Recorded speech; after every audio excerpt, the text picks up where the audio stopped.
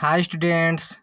तो आइए इस वीडियो में मैं आपको एग्ज़ाम की तैयारी कराने वाला हूं 2026 में, जो कक्षा 10 हिंदी का इस वीडियो में तैयारी कराने वाला हूं।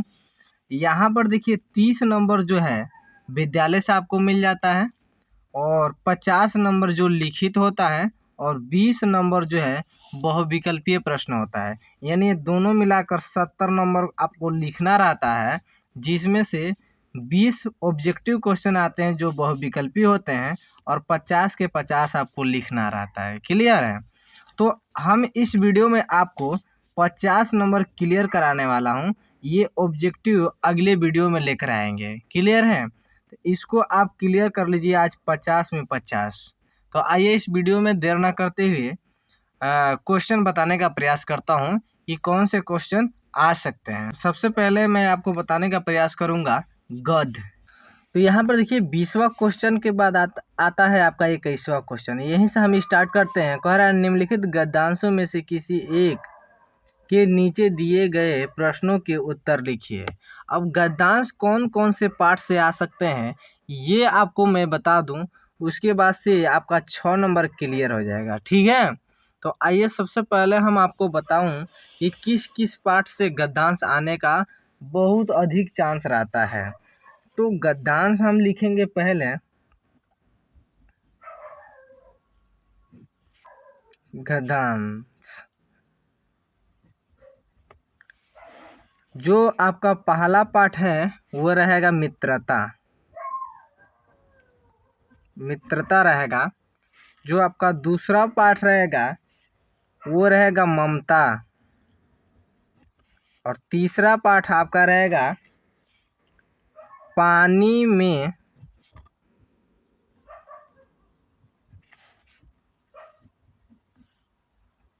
चंदा। पानी में चंदा और चांद पर आदमी।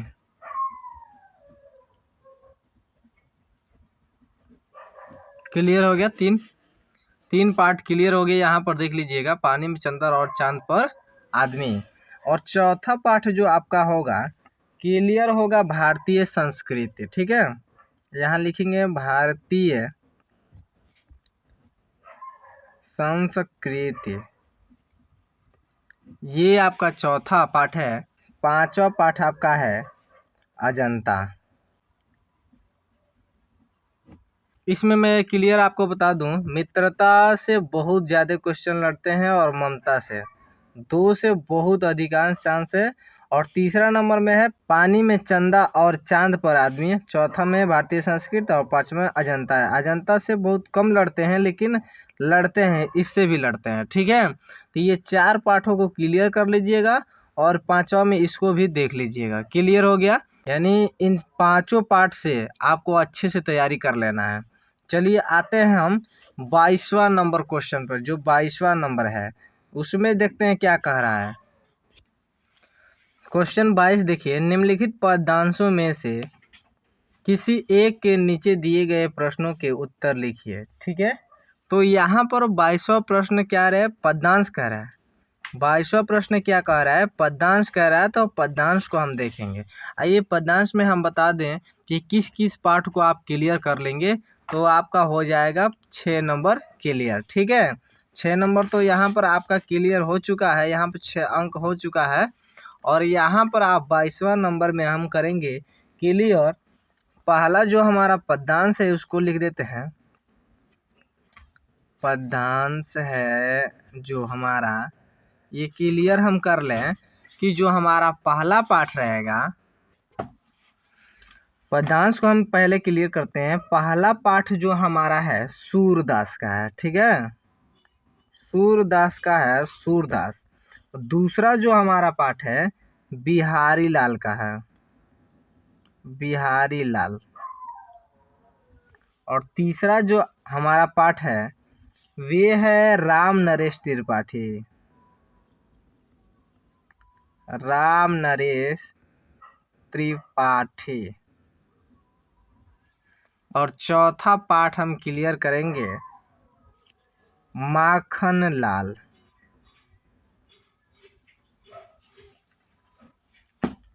चतुर्वेदी, माखनलाल चतुर्वेदी हो गया। और जो हमारा 6वां पाठ होगा ये होगा कि श्री श्याम नारायण पांडे, श्री श्याम नारायण पांडे। ठीक है, अगला हमारा जो ये देखिए 5वां पाठ है, 5वां पाठ। और 6वां पाठ हमारा जो होगा वो होगा महादेवी वर्मा। ठीक है,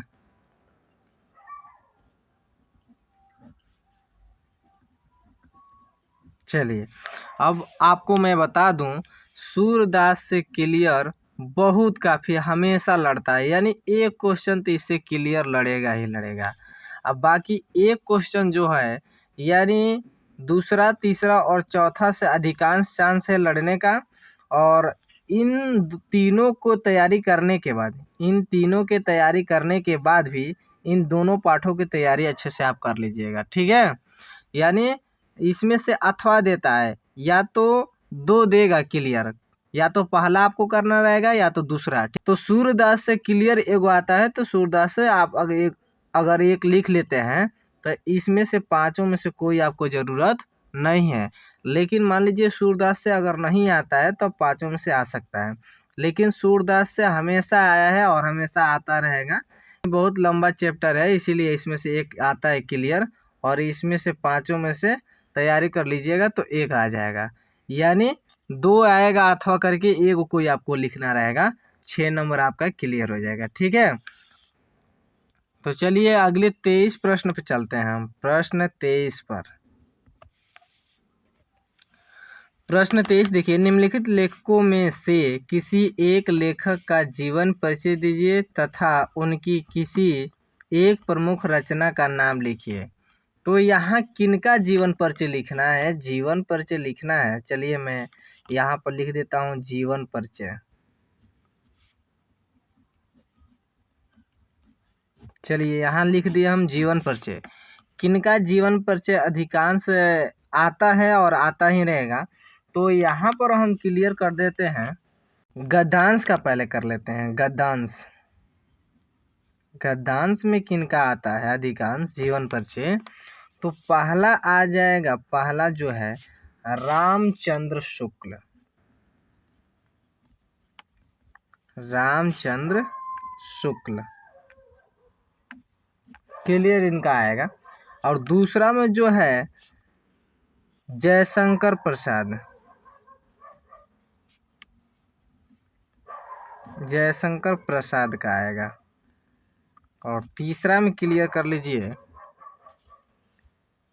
डॉक्टर राजेंद्र प्रसाद,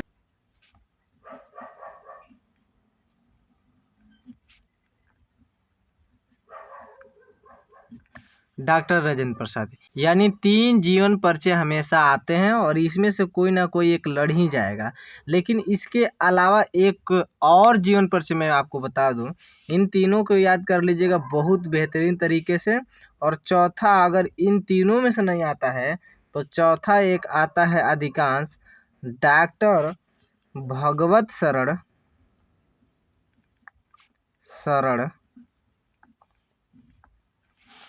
उपाध्याय, भगवत शरण उपाध्याय का। यानी 4 जीवन परिचय गद्यांश से आप क्लियर कर लीजिएगा। ठीक है, आइए 24 प्रश्न पे चलते हैं। ये आपको 5 नंबर क्लियर कर लेगा, ये 5 नंबर क्लियर हो जाएगा इससे। तो अभी तक हमें आए हैं 6, 6 और 5 क्लियर है ना।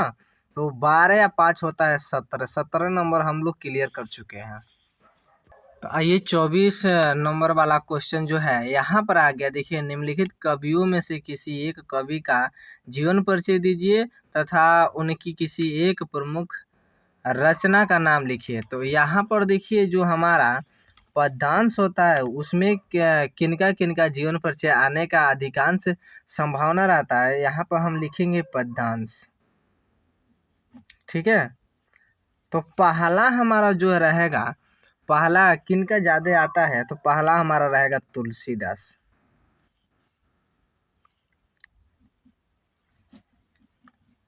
तुलसीदास का। क्लियर हो गया। दूसरा जो हमारा रहेगा दूसरा, इसमें देखिए 13 पार्ट हैं, तो थोड़ा सा अधिक हमको लेना पड़ेगा। उसमें 3 ही या 4 बताए हैं, इसमें हमको लगभग 5 या 6 लेना पड़ेगा। ठीक है, तो दूसरा हम ले लेते हैं सूरदास। दूसरा हम ले लेते हैं सूरदास। और तीसरा में हम ले लेंगे सुमित्रा नंदन पंत। सुमित्रा नंदन पंत। सुमित्रा नंदन पंत हो गया। चौथा हम ले लेंगे महादेवी वर्मा। महादेवी वर्मा। क्लियर है। पांचवा हम ले लेंगे, पांचवा सुभद्रा कुमारी चौहान। सुभद्रा कुमारी चौहान।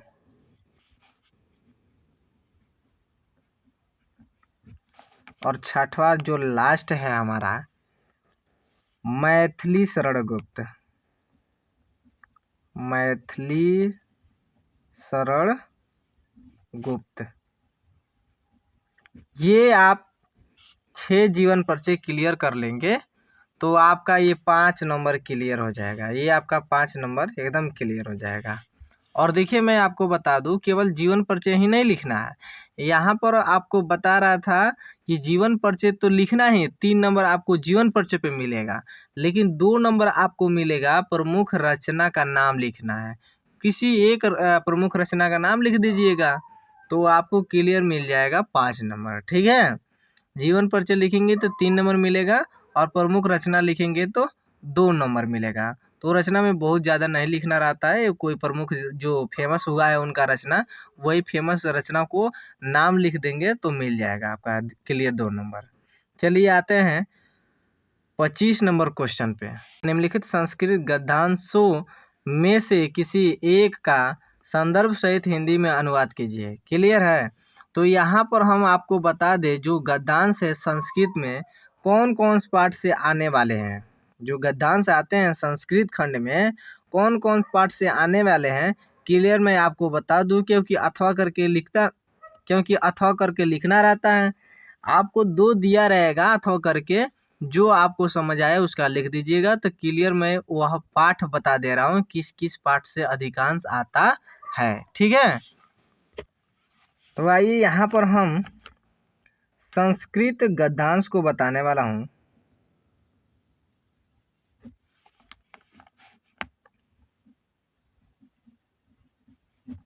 संस्कृत गद्यांश कौन कौन से पाठ हैं जो अधिकांश आने वाले हैं। पहला जो हमारा पाठ रहेगा वे रहेगा वाराणसी। वाराणसी से बहुत ज़्यादा क्वेश्चन लड़ते हैं और हमेशा आने का चांस रहता है। इसको आप क्लियर कर लीजिएगा, एकदम बढ़िया से पढ़ लीजिएगा। दूसरा पाठ आपका रहेगा प्रबुद्धो ग्रामीणः। प्रबुद्धो ग्रामीणः।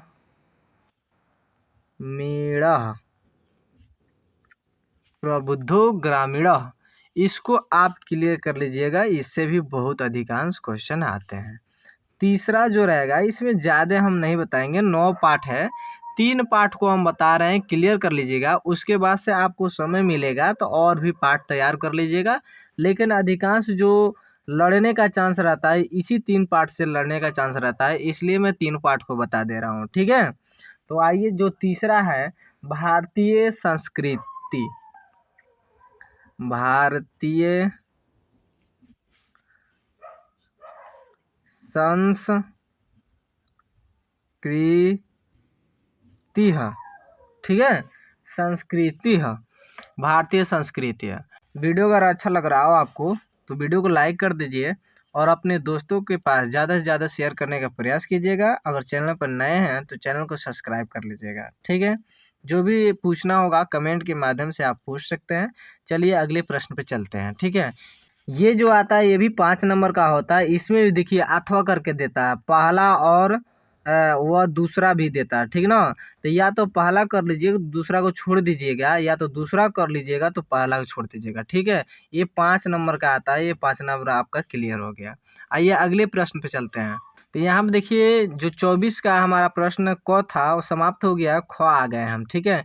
निम्नलिखित संस्कृत पद्यांशों में से किसी एक का संदर्भ सहित हिंदी में अनुवाद कीजिए। अब देखिए गद्यांश को हम क्लियर किए हैं, अब पद्यांश को हम क्लियर करेंगे। आइए इसको हम बताते हैं। संस्कृत पद्यांश, ठीक है। संस्कृत पद्यांश में से कौन कौन से अधिकांश लड़ने के चांस रहते हैं, इसमें मैं आपको पाठ नहीं बताऊंगा, वह क्वेश्चन ही बता दे रहा हूँ जो अधिकांश लड़ने का चांस रहता है। उस क्वेश्चन को मैं लिख कर यहाँ पर आपको दिखा दे रहा हूँ। यह क्वेश्चन हमेशा लड़ा है और लड़ने का बहुत अधिकांश उसका चांस है। यानी इस क्वेश्चन को बहुत ही आसान कर दे रहा हूँ, डायरेक्ट पाठ न बताकर क्वेश्चन ही बता दे रहा हूँ। तो यहाँ पर जो देखिए हम क्वेश्चन आपको बताने वाले थे वो लिख दिए हैं, क्योंकि लिखते तो बहुत अधिक टाइम लगता है हमको। बंधनम मरणम वापि ज्यो वापि पराजयः उभयत्र समो वीरः वीर भाव ही वीरता। ये पहला जो क्वेश्चन है ये अधिकांश आता है, हमेशा आता है। इसको क्लियर कर लीजिएगा, इसका अनुवाद इसका अर्थ यानी याद कर लीजिएगा, ठीक है। दूसरा जो है आपका ये आता है, सर्वे भवन्तु सुखिनः सर्वे सन्तु निरामयाः सर्वे भद्राणि पश्यन्तु माँ कश्चित् दुर्भाग भवेत्। ये भाग है, क्लियर इसको कर लीजिएगा, ठीक है। इसको भाग लिखे हैं, इसको क्लियर कर लीजिएगा। आइए तीसरा क्वेश्चन आपका जो है इसको हम पढ़ के बताते हैं। हत्वा प्राप्स्यति स्वर्ग जित्वा वा भोक्ष्यसे महीम निराशी निर्मर्मो भूत्वा इधस्व विगत ज्वरः। चौथा जो क्वेश्चन आता है उसको हम दिखाते हैं, ये लास्ट क्वेश्चन है। उत्तरम यत समुद्रस्य हिमाद्रिश्च दक्षिणम वर्ष तद भारतम नाम भारती यत्र सतंतिः। क्लियर हो गया यहाँ पर 4 क्वेश्चन आपका। अगले प्रश्न पे चलते हैं। ये क्लियर आपको 5 नंबर मिल जाएगा यहाँ से, और बहुत आसान कर दिए हैं आपको, क्योंकि आपको अब अगला पाठ तैयारी नहीं करना है, ठीक है। इसके अलावा आप पाठ को तैयारी करना चाहते हैं तो कर सकते हैं, कोई दिक्कत नहीं। आपके पास समय है तो आप अच्छे से तैयारी कर लीजिएगा, लेकिन समय नहीं है जिनके पास, मान लीजिए कहीं बाहर में कमा रहे हैं, तो आप यही चारों क्लियर कर लीजिएगा। इसमें से एक ना एक कोई आ ही जाएगा, क्लियर है। अगर आपके पास समय है तो केवल चारों के भरोसे मत रहिएगा, और भी तैयारी कर लीजिएगा, ठीक है। अब यहाँ पर देखिए अगला प्रश्न जो कह रहा है कि अपनी पाठ्य पुस्तक के संस्कृत खंड से कंठस्थ किया हुआ कोई एक श्लोक लिखिए जो इस प्रश्न पत्र में न आया हो। क्लियर है। तो यहाँ पर आपको 2 नंबर मिलेगा। मैं आपको बता दूं क्लियर, आपको इसमें कम से कम 12 लाइन याद करना पड़ेगा। संस्कृत खंड से 12 लाइन क्लियर याद कीजिएगा, क्योंकि इसमें कहता है कि वह श्लोक लिखना है जो इस प्रश्न पत्र में न आया हो। मान लीजिए कि आप 8 लाइन याद किए हैं और 4 लाइन उस प्रश्न पत्र में आ गया है, तो वह 4 लाइन का मान्य नहीं होता है, क्लियर है। तो यहाँ पर आप 12 लाइन याद करेंगे तो 4 लाइन आ भी जाता है, तो 8 लाइन आसानी से लिख लेंगे, आपको पूरा नंबर मिल जाएगा, ठीक है। अगर आपके पास टाइम नहीं है तो 8 लाइन भी आप तैयारी कर सकते हैं, 8 लाइन भी याद कर सकते हैं, लेकिन मैं तो यही राय दूंगा 12 लाइन क्लियर कर लीजिए, ठीक है। तो देखिए अगला प्रश्न है कि निम्नलिखित में से किन्हीं 2 प्रश्नों के उत्तर संस्कृत में लिखिए, ठीक है। 4 गो आपको क्वेश्चन देगा जिसमें से आपको 2 का आंसर देना रहता, और संस्कृत में आएगा और संस्कृत में ही आंसर उसका देना है, लेकिन आपको 1 लाइन में उत्तर देना रहता है, बहुत बड़ा नहीं रहता है, छोटा छोटा आंसर देना रहता है, समझ रहे हैं। तो यानी 4 क्वेश्चन आएगा, 2 का आपको लिखना रहेगा। 4 गो में से जो 2 गो आपको समझ आएगा वे लिखिएगा। और मैं इसको बता दूं कि 1-1 लाइन का आता है, तो 1-1 लाइन किस किस पार्ट से अधिकांश आने का चांस है, यानी 2 नंबर आपका क्लियर कर दें हम। तो आइए उस पार्ट को मैं बता देता हूँ, कौन कौन से पार्ट से ये 2 नंबर का क्वेश्चन आ सकता है, उसको क्लियर हम पार्ट बता देते हैं। तो यहाँ पर देखिए जो आपका पहला पाठ है वाराणसी होगा। क्लियर है? वाराणसी से आप तैयारी कर लीजिएगा, एक एक नंबर का जो क्वेश्चन है। यहाँ पर देखिए दूसरा पाठ है आपका बीरह बीरेड़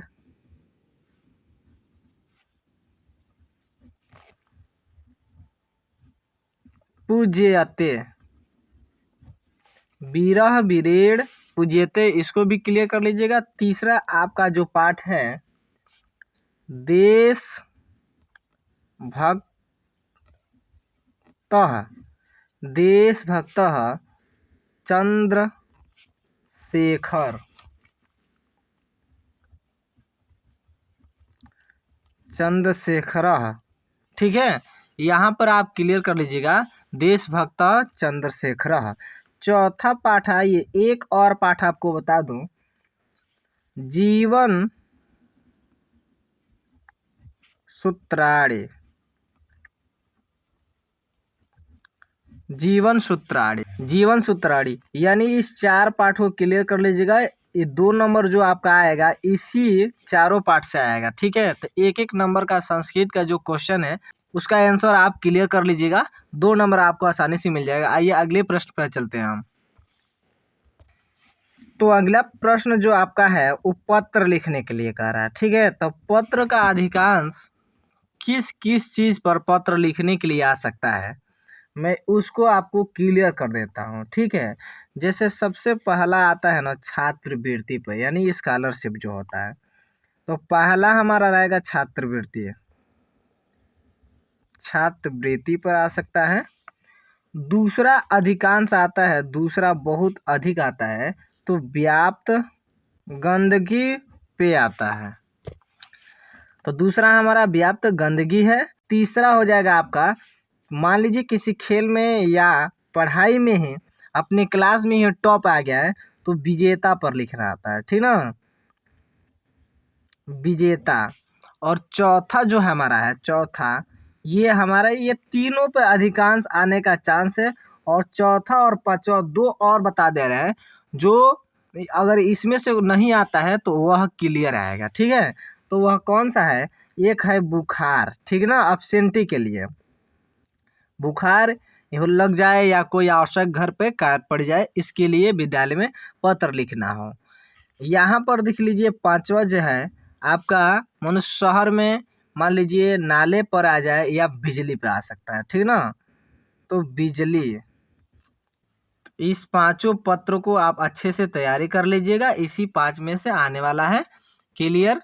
अब इसकी तैयारी आपको करना है, मैं बता दिया हूँ। ठीक है, आइए अगले प्रश्न पे चलते हैं। अगला प्रश्न क्या कह रहा है, तो यहाँ पर देखिए जो अगला प्रश्न है, कह रहा है निम्नलिखित विषयों में से किसी एक विषय पर निबंध लिखिए। ठीक है, और 7 नंबर का है। तो मैं बता दे रहा हूँ किस किस पर अधिकांश निबंध लिखने के लिए आता है, वह क्लियर आपको बता दे रहा हूँ लिख कर, और वह आप तैयारी कर लीजिएगा। चलिए आइए मैं आपको बता दूं, निबंध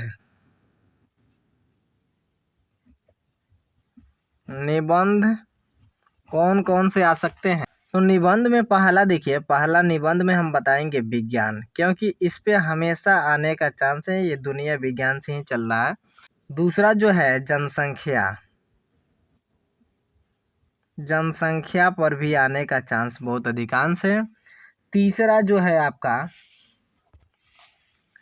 तीसरा जो आपका है, तीसरा प्रदूषण। ठीक है, प्रदूषण। उसके बाद से चौथा जो आपका है, चौथा ये आ सकता है पर्यावरण पर, पर्यावरण। पांचवा जो है आपका, पांचवा आ सकता है कंप्यूटर पर, कंप्यूटर, कंप्यूटर पर। छठवा जो है आपका आ सकता है शिक्षा पर, शिक्षा पर। ठीक है, सातवां जो आपका आ सकता है, सातवां, सातवां हो जाएगा अनुशासन, अनुशासन हो जाएगा। और आठवां जो लास्ट है ये हो जाएगा बेरोजगारी।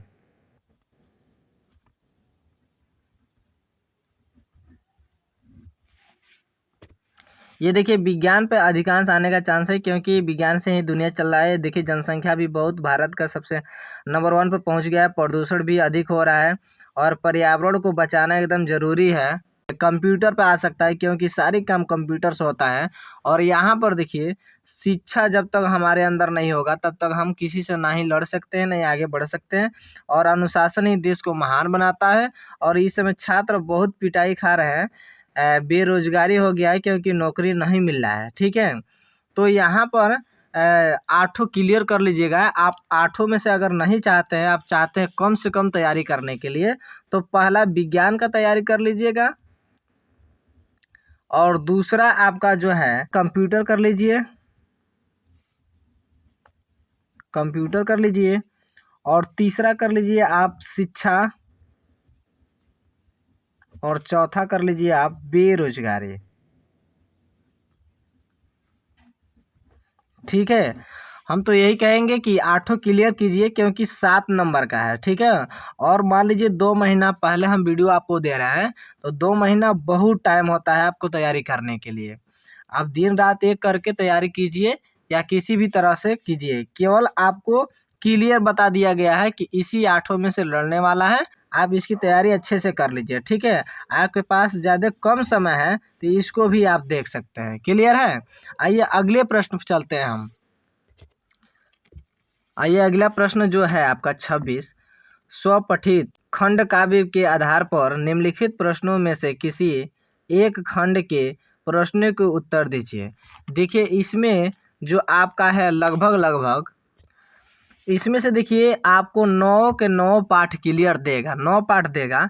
केवल आपको एक पाठ का आंसर लिखना है। क्लियर है? जो 3 नंबर का होता है, यहाँ पर दिखा रहा है 3 नंबर का होता है। तो हम तो यही कहेंगे जो कि मेवाड़ मुकुट की तैयारी आप अच्छे से कर लीजिएगा। ठीक है, 26 नंबर जो क्वेश्चन आएगा, तो 9 पाठ आता है, तो 9 पाठ में हम क्लियर आपको एक पाठ बता रहे हैं तैयारी करने के लिए। आप 8 पाठ की तैयारी नहीं करेंगे, केवल एक पाठ की तैयारी करेंगे। वे है मेवाड़ मुकुट। मेवाड़ मुकुट, केवल आप मेवाड़ मुकुट की तैयारी कर लेंगे, 3 नंबर आपको आसानी से मिल जाएगा। इसमें होता है 7 स्वर्ग। 7 स्वर्ग को मैं अच्छे से आपको दिखाने का प्रयास कर रहा हूँ। स्वर्ग होता है मेवाड़ मुकुट में, 7 स्वर्ग होते हैं। 7 स्वर्ग को आप तैयारी कर लेंगे तो अच्छे से आपका 3 नंबर क्लियर हो जाएगा। देखिए पहला होता है जो ना प्रथम स्वर्ग होता है, प्रथम स्वर्ग। प्रथम स्वर्ग है अरावली। ठीक है, अरावली, अरावली की तैयारी अच्छे से कर लीजिएगा। और दूसरा होता है द्वितीय सर्ग। द्वितीय सर्ग है लक्ष्मी, लक्ष्मी। और तृतीय सर्ग है राणा प्रताप। राणा प्रताप हो गया। चौथा है जो आपका चतुर्थ सर्ग। चतुर्थ सर्ग जो है आपका दौलत है। पंचम, यहाँ आप देखिए पंचम जो सर्ग है आपका ये है चिंता। यहाँ देखिए छठे जो स्वर्ग है आपका, छठे स्वर्ग है पृथ्वीराज। पृथ्वीराज। और जो लास्ट है सप्तम स्वर्ग जो है लास्ट भामाशाह। चलिए ये 7 स्वर्ग को आप तैयारी अच्छे से कर लीजिएगा। बस इसी को तैयारी करना है, आपका 3 नंबर क्लियर हो जाएगा। तो मैं इसको बता दिया हूँ। तो देखिए यहाँ पर जो है हमारा 7 स्वर्ग नहीं आएगा। जो इसमें से क्वेश्चन कहेगा कि जैसे मान लीजिए कह दिया कि प्रथम स्वर्ग लिखिए, तो प्रथम स्वर्ग को हम संक्षेप में यानी 6 से 7 लाइन में आसानी से लिख देंगे, 3 नंबर मिल जाएगा। इसमें सातों को सातों आपको नहीं लिखना है, कोई एक कह देगा। जैसे मान लीजिए पंचम सर्ग कह दिया, तो पंचम सर्ग क्या है? चिंता है। तो चिंता के बारे में हम अच्छे से लिख देंगे, हमारा 3 नंबर हो जाएगा क्लियर। ठीक है, आइए आगे बढ़ते हैं। तो व्याकरण में देखिए वो कौन सा प्रश्न है जो 6 नंबर आपको आसानी से मिल जाएगा। पहला है रस, क्लियर कर लेंगे रस को। ठीक है, रस में देखिए पहला जो आता है वो हमेशा आता है हास्य, हास्य रस। ठीक है, हास्य रस, हास्य रस आता है, या करूड़ रस। ठीक ना, करूड़ रस, हास्य रस और करूड़ रस को आप अच्छे से दोनों परिभाषा और उदाहरण सहित याद कर लीजिएगा। इसमें से कोई एक ही लिखना रहेगा। ठीक है, तो इसमें से एक लिख देंगे, आपको 2 नंबर आसानी से मिल जाएगा। आइए अगला क्या लिखना रहता है, तो अगला है हमारा छंद। क्या है, छंद है। ठीक ना, छंद देखिए छंद में क्या क्या आता है, तो छंद में आता है जो हमारा पहला है रोला आता है, या सोरठा आ जाएगा, सोरठा। क्लियर हो गया। अब दोनों को, सोरठा और रोला दोनों को अच्छे से तैयारी करना है, उदाहरण और परिभाषा सहित। इसमें से कोई एक ही लिखना है, जैसे हास्य रस और करूड़ रस में से दोनों आएगा, लेकिन कोई एक ही लिखना है, 2 नंबर इसमें मिल जाएगा।